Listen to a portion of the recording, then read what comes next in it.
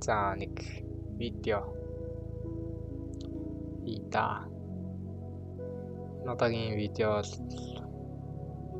одоо өөрийн гаргасан анхааралгүй байдал хүү алдаа гэх үү. Нэлийн хүнд цогцолт авлаа. Ямар нэгэн байдлаар стоп-тоос зохиж мөнгө алдсан зүйл бол биш. Сүүлийн 11, 12 сар, түрүү жилийн 11, 12 сар, 1 сар, 2 сар, 3 сар гэдэг нийтдээ 5 сарын хугацаанд хүлээжсэн стап. Зөвхөн CFT-гээс бодоод оролтоо алдчихсан байна. Бид хаад нэг юм харлаа л да. Энэ Magnet-ийн сервер дээр надад гаргаж өгсөн өөрөө би энэ дээр өөрийнхөө арилжаатай холбоотой мэдээллүүдээ хуваалцдаг байсан. За би тухайн үед ярьжсэн тий 1 сарын 30 2026 оны 1 сарын 30 гэж байгааз. За энэ дээр за Nasdaq all-time high хийхээс хэдэн бипний өмнө маш өгцөн мөчтэйгээр тий 3% уналт орж ирлээ. Миний хувьд эсэмсгээр харах юм бол маш том баядах боломж үүсэж байгаа байх гэж байгаа шүү дээ. Үүсчихсэн гэж хэлэв. За тэгмэд 2 сарын эхний фейс хийгдэх байх гэж ингэж унсан юм. Ингээд унах магадaltaй гэдэг би идеолог гаргаж ирсэн. CFT chart гэж байгааз. Pepperstone CFT chart. За энэ дээрээс би маш том уналт хүлээжсэн гэсэн үг. За энэ ардаас яагаад уналт хүлээжсэн бэ гэхээр яг түрүү жилийн энэ жилийн энэ үе харагдах байдал нь бүр маш адилхан харагдчихсан. Зураглалын хувьд бүр дэндүү ойлгомжтой харагдчихсан. Бүр үнэхээр гоё харагдчихсан. Яг адилхан юм шиг. Бүр яг толимцгол юм шиг. За би энэ дээрээс эрсдлэн бариад Байдна гэд сетап гаргацсан. Орно гэж бодож байсан. Тэр нь энэ гоё. Түрүү жилийн 2 сарын хөдөлгөөн. 2 сар 3 сарын хугацаанд унаад 4 сараас буюу April 2025 гэж байгаа зэндор. Бүтэн жилийн хугацаанд expansion хөдөлгөөн явж байгаа. Энд дор liquidation авсан, equal low авсан, integration block хатгсан, value хийсэн. Тэгээд энэ жилийн хөдөлгөөн ингээд тухайн үед 1 сарын 30-нд харж байсан хөдөлгөөн. Үндсэн зорилго нь бол түрүү жилийн 2 сард энэ low-ыг авсан. Тэгэхээр энэ удаад эдгээр low-ыг аваад одоо энэ дээр та тод харагдаж байна уу да. Энэ нэг consolidation үз.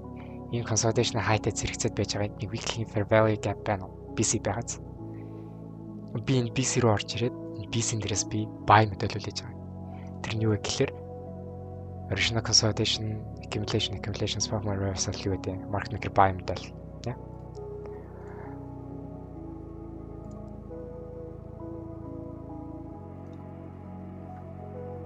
Одоо би таад дахиад нэг юм харлаа.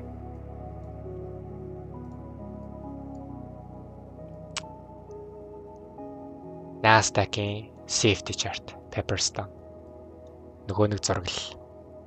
Миний харж байсан monthly-ийн fair value gap энд. Monthly BC.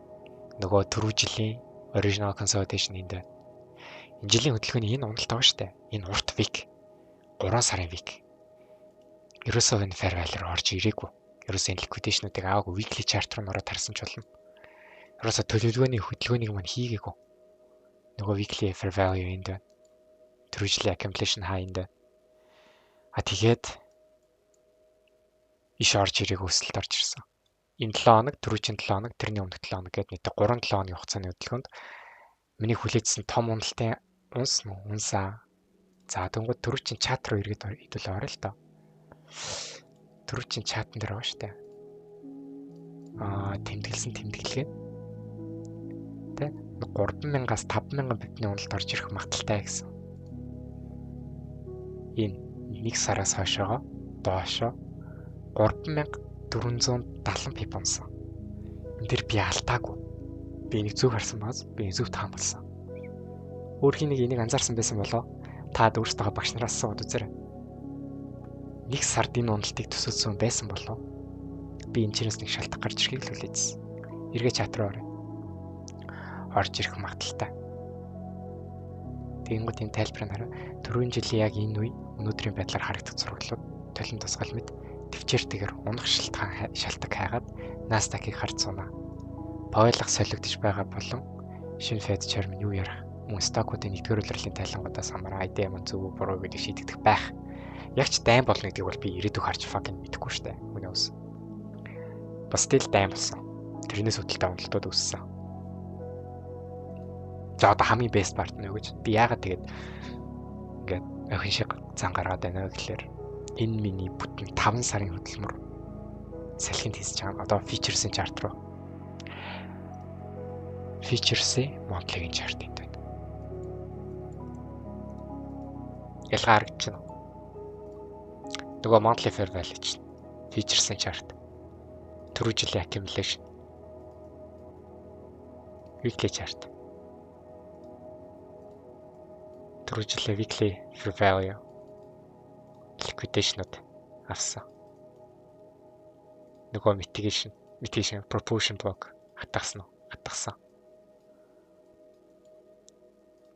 Optimal trade entry. Monthly дээр харъя.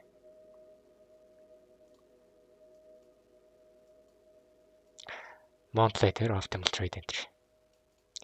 Consequent encroachment буюу equilibrium хийсэн.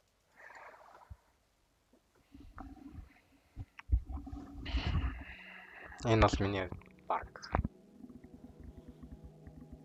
Жинхэнэ утгаараа нөгөө нэг санхүүгийн эрхчлөөнд хүргэн гэж бодож байсан стап маань ер нь бол мөн. Тэгээд алдчихсан. Орч чадаагүй. Зөвхөн CFD-ийн чартн дээр анхаарлаа хандуулснаас болоод би үнцэн хөдөлгөөнд алдчихсан. Би өөрөө features дээр topsтай барилждаг. Гэхдээ хажууд нь би мэдээж өөрийнхөө тий фандас татаа авалт хийх хугацаа урт байдаг. Хэрэглээний мөнгө олохын тулд би cash арилждаг. Cash арилжуулахаар би CFD арилжахаас өөр гарцаг болдог. Trading view дээр CFD chart харна. Features-аас хаяа зөрдөг. Тэгээд л би энэ харцсан.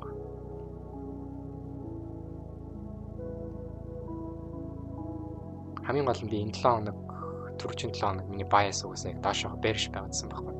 Bearish байгаад ашиглах нь угаасаа CFD-ийнхаа хувьд миний бүтэн 5 сар хүлээсэн төлөвлөгөөний хувьд тий түрүүчийн сар нь бүр ингээд body хийгээ хаагдсан. Энэ ойрхон sales cycle grid үлдээсэн inefficiency байгаа тохиолдолд би bearish харахгүй байхын угаасаа арга байхгүй байгаа байхгүй юм байна. ICT ажилдаггүй муу ч гэж баг би бодох шиг тий. Би энэ арга барилаар сүүлийн 2 жил арилжсан дээ. Анх удаага 2 жилийн хугацаанд анх удаага өөртөө эргэлзэл төрж эхэлж байгаа. Тэр үед хамгийн гайхалтай нь би ирээдүг харсан байсан. Би өөрөөсөө урдах 5 сарын ирээдүг харсан байсан. Би дэше энэ өсөлт болно гэдэг маш хурдан өснө гэдэг би чиглэлийг би хартсан байсан. Би мэдчихсэн.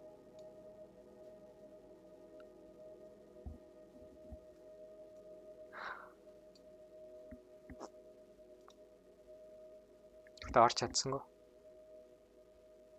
Хийж чадсангүй. Миний буруу бах. Миний алдаа бах. Хариуцлагагүй байсан баг та.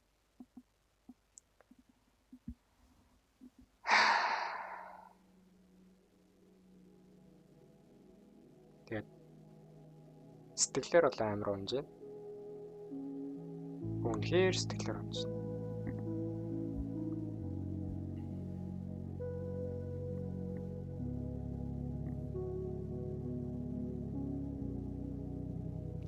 Ба тэгээд ялтайлаа. 90 бар 90.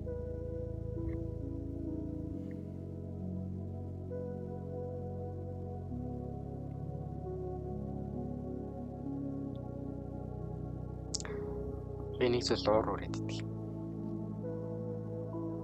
Хамгийн их уур урдаг зүйл нь гэж. Би оюутан байхаас арилж ярьж гэлсэн. Оюутан хүүхдэд арилж явах тийм их мөнгө байхгүй. Ажил хийж, цагийн ажил хийж, цагийн ажлынхаа цалингаар сургуулийн төлбөрөө төлөөд тэндээсээ илүү үлдэж байгаа мөнгөөр л арилж яадаг те. Тэгэл алддаг. Тэр процессыг явдаг. Гítэл би Би энэ зах зээл дээр 6 жилийг зарцуулсан. Одоо би 6 дахь жилдээ ажиллаж байна. Би өөрөө тийм амар хаг баяжсан баян хүн биш. Ялгаа авахгүй л таатай адилхан амьдрахал явж байгаа. Арилжаагаар өдөр тутмынхаа хэрэглээний мөнгө болгоод явж байгаа. Үнээс мөнгө байхгүй. Хүнд үр зээлгүй. Гэхдээ зарим нэг хүмүүстэй миний хэмжээний мэдлэгийг хуримтлуулаагүй зах зээл дээр олигтой шинжилгээ судалгаач хийж мэдгүй. Зүгээр нэг хідэн зураг зурдаг юмараа сургалт явуулаад хэдэн сая төгрөг болоод худлаа үнэн юм хүмүүст заагаад хэдэн 100,000 доллараар нь сургалтаар ашиг хийгээд тэр мөнгөөрөө гэмбл арилжаанууд хийгээд тэр дундаас нь ашигтай байгаагаараа маркетинг хийгээд дахиж нэмж хүмүүс зараад амар ингээд амархан шорткаттай баяж чаддаг те. Гэхдээ арилжааны яг бодит байдал нэг юм байдаг байхгүй. Өнөөдөр би бол энэ 7 хоног, түрүүчийн 7 хоног гэдэг 2-7 хоногийн хугацаанд би битүүл алдагтай байл.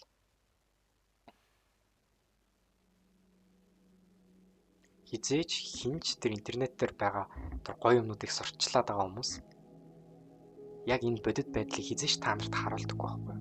Хизээч энэ үннийг та нарт хэлдэггүй байхгүй. Тэг би яг одоо өнөөдөр хэлье. Би хүний нэр зөхгүй. Би хүнийг муулахгүй. Үнэхээр арилжаагаар мөнгө хийж байгаа хүн. Та нарын мөнгө хамаагүй байхгүй. Та нарт ямар ч сургалт зарах шаардлага байхгүй. Тэр хүн та нарт цагаа зарцуулаад сурсан мэдсэн зовж сурсан юм а те. Төлбөртэй заах ямар шаардлага байхгүй. Тэрийг мэдчихэж байгаа бол интернетээр зөв бэлэн контентууд тавиад өргөчдөг. Та хэд сошиал руу ороод гадаад видеонууд дүүрэн байдаг. Гадаад туториалууд, ялангуяа гадаадын institutional trader-уудын тэ мэдлэгээ хаваалцж байгаа order flow footprint-ийн номууд интернетээр бэлэн байдаг. Action market theory-ийн талаарх мэдээллүүд бэлэн байж байгаа үнэн. Smart money concepts бэлэн байж байгаа үнэн. Тэгэнгүүт нөгөө тал дээрээс монголчууд яадаг вэ гэвэл тэдгэрийг зүгээр нэг орчуулаад өөрсдөө ойлгоогүй зүгээр л орчуулсан. Тэрийг буруу орчуулсан. Тэгээ хүнд буруу заадаг. Тийм байж иж амар хүнд ашиг хийж байгаа хурамч маарал худлаа мөрөөдөл зараад хүний ирээдүгээр ашиг хийдэг. Би энд стресстэй. Би орчихсон. Яг нэгэнт өнөөдөр би алдсаных тэгээд стрессээ тайлбарлаад өгье. Яг би бол энэ хүмүүсийг одоо ингэдэг тэгдэг гэдгийг хэлээд эзэж fucking байхгүй болохгүй л тэр хүмүүс. Жилийн жил байна. Дараагийн хүмүүс нь гарч ирнэ. Дараагийнхын солигд нь ээлжлэнэ. Яг би өнөөдөр энэ удаагийн бичлэгээр юу хэлэх гэсэн бэ гэхээр алддаг. Их хэмжээнд алдна. Удаан хугацаанд алдна. Ойлгохгүй явна. Өөртөө итгэх итгэлээ алдна. Чи дахиж босно. Бүтрэг тусмаа чи илүү туршлагатай болж босч ирнэ. Тэрнийхээ ардаас чи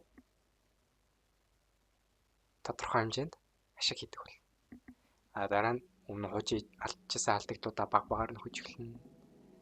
Яагаад алддаг байсан шалтгаануудаа ойлгож эхэлнэ. Өөрийгөө ойлгож эхэлнэ. Сэтгэл зүйгөө ойлгож эхэлнэ. Арга барилаа бүр гүнзгийрүүлж ойлгож эхэлнэ. Олон арга барилын хооронд зүгээр нэг зүйлээ тогтоогоод авсан нь илүү чухал юм байна гэдгийг ойлгож эхэлнэ. За олон юм яриад явах. It is what it is.